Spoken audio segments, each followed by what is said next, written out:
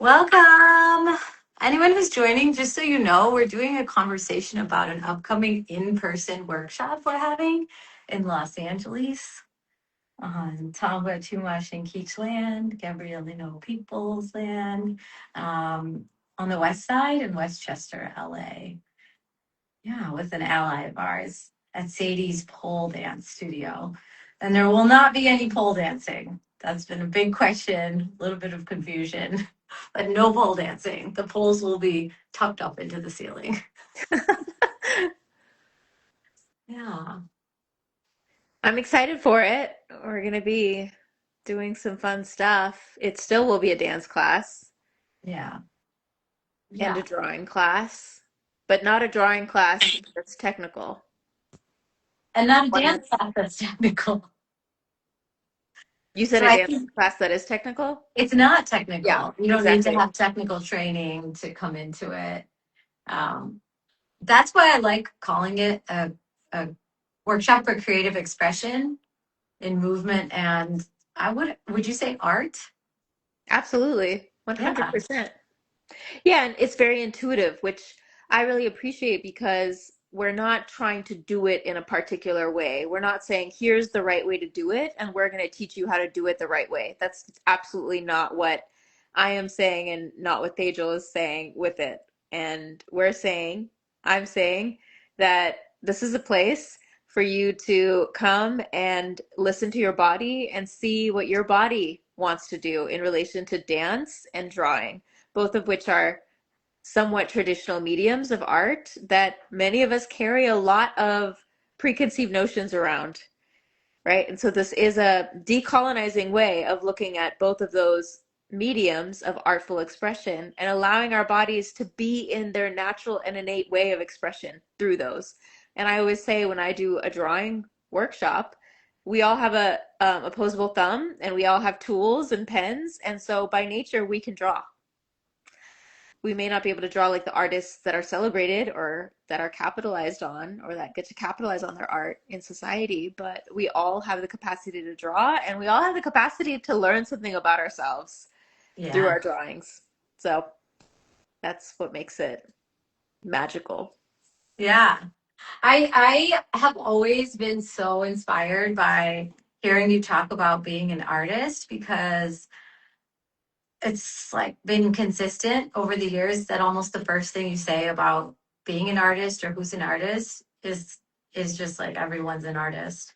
And I took so much inspiration from that, and then I realized that everyone is an artist, and then there are other layers we put on it around what's good enough to be considered art, what's good enough to be considered looked at by others, perceived. And I think it's really about perception of self, but also perception by others.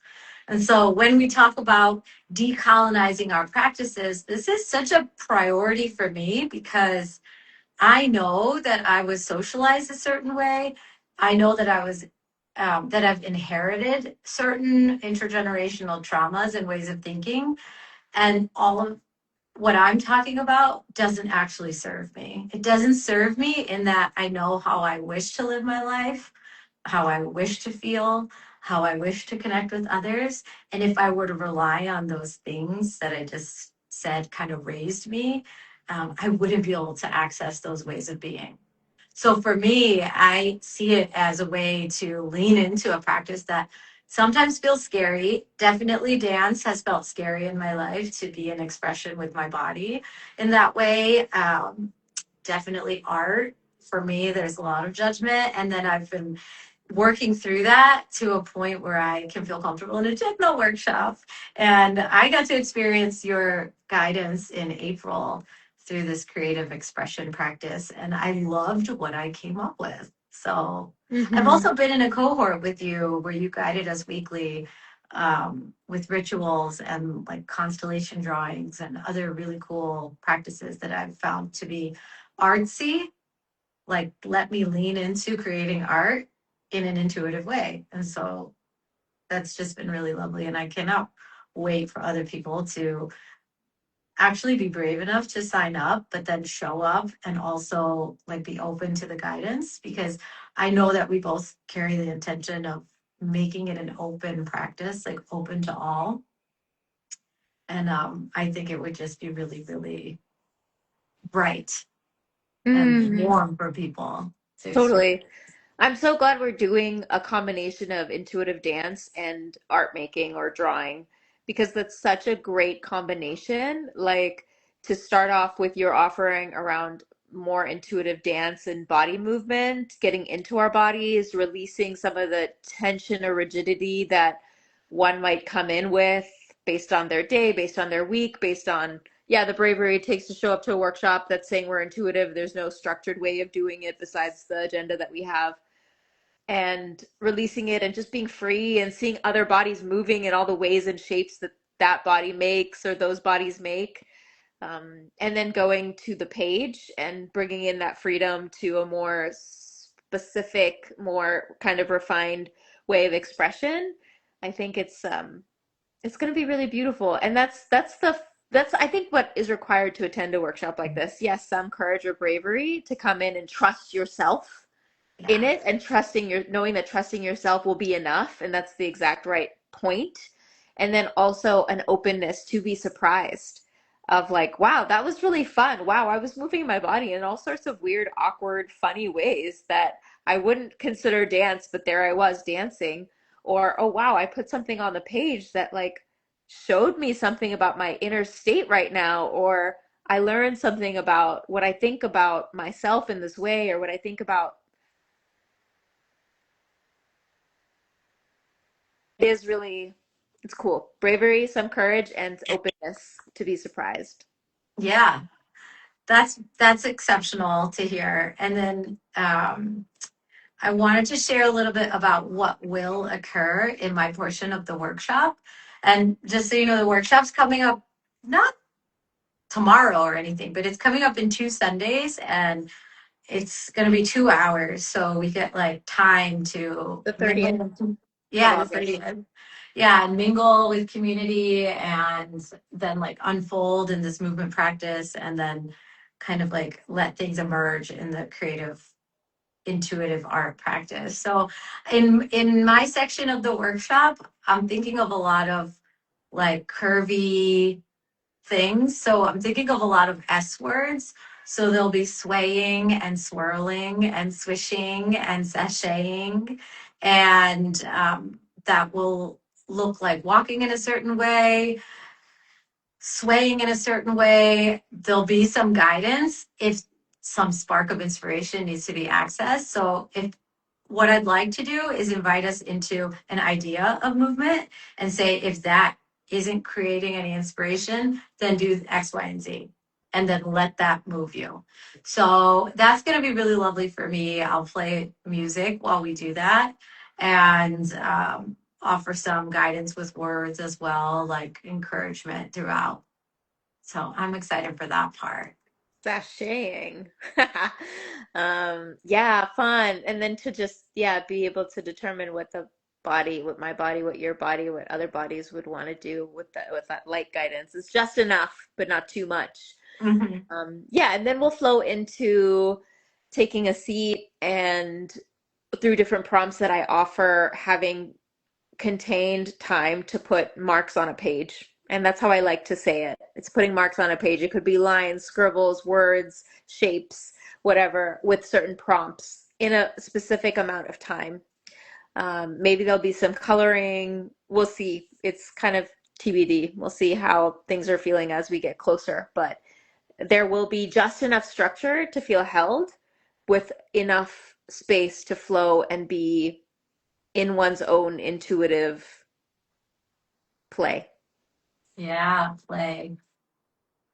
I love that. I wonder what you're imagining around this sentence. If you're feeling like this, we really encourage you to come. Mm. If you're feeling like you want to move energy, if you're feeling a little stagnant, stuck, or stale in certain aspects of your life, if you're feeling like you want to gain even a couple of new practices to move in your body, to move energy, to move emotion, I would say come to this workshop. Yeah. What about you? I think if you're feeling empty, you can come fill your cup. I think if you're feeling exhausted, you can find some energy. I think if you're feeling disconnected in a way that isn't serving you, sometimes we disconnect from devices and everyday activities, and that's great. But if you're feeling disconnected in a way that's not serving you, this will help you foster connection. Yeah, Mm-hmm. for sure. Mm-hmm. I see it as something really nutritious and juicy and hydrating and nourishing. It's like biting into your favorite fruit. Mm. That's the feeling. Yeah. Yeah. I'll also say if you're just wanting something intentional and connective and fun to do on a Sunday afternoon, Sunday, August 30th from 4 to 6, we said, right? 4:30 to 6:30. 4:30 to 6:30, then come and do something maybe that you wouldn't normally do, or maybe you would normally do it. I don't know. That's great if so, but come and meet other people who are choosing to spend their time that way, and it will be fun, and it will be probably like levitational, light and playful, and also maybe even it might bring up other feelings because sometimes playfulness and lightness and freedom can touch in on moments of grief or sadness or nostalgia or other feelings, but it will be held with fun and lightness and freedom. Yeah. I appreciate you saying that because I know we both believe that joy coexists with all other feelings in the body. So just because you're feeling great today doesn't mean everything else has disappeared. It's present, it's still with you. There's just something more prominent and dominant that's showing up. And then when we spend some time in the body or away from the things that are bothering us, we kind of release. They tend to show up in a different kind of form, or they tend to show up with a different edge or with a different meaning to them, and they still arise. So it's really important to articulate that because there's so often bypassing of those emotions that happens in spaces where maybe it seems like the hosts are so excited for everyone to have the most positive and joyful experience when the reality is we definitely want everyone to take something from this or take many things, like many um, aha moments or illuminations away with them, but they don't have to be in one theme. They don't have to be in one feeling, and they don't have to be in a particular way for everyone for it to be a purposeful experience for you. Hmm. Yeah, like I remember the last time I facilitated this exercise that I'll be bringing to this workshop, someone experienced a lot of grief at the ways in which she determined, based on how she was raised, that she was not an artist and that it was not her birthright to play and make art. And it brought up some family dynamics and stuff because she saw that she is capable, that she is an artist, and grief hit her of like all the years she spent believing that she wasn't capable of it. And that Right. came out in this exercise, right? But it was really profound and it was transformative for her to confront that. Um, yeah, and so it may not always be confrontational. Sometimes people are absolutely, utterly delighted, and that's about it. And sometimes people are like, wow, I need to do this more, and I grieve having not done it. And Mhm. so both and all of it is welcome, and we have a community space that will hold all of it. Yeah, I love that. I think for me, there's a great framework around like managing change that I like to fall back on, which is as soon as I become aware of something. So let's say that I was hoping to, um, this is a real life experience. Like I was hoping to be in my body more, um, not through yoga asana, that felt already there, but I wanted to be in my body more through dance, through the dance medium. And I started to become aware of that. Once I joined a practice, I then had to acknowledge all the feelings that came up that said, like, hey, you could have spent any number of years prior to this also doing this. And that part of me that wanted to look at that and say, what a waste of time, like why, how could I even start now when I should be better at it or when I should have been doing it for so long? And so that's the acknowledgement that I would say might need to um, be faced, like not just sitting with those feelings, but also acknowledging that that's real.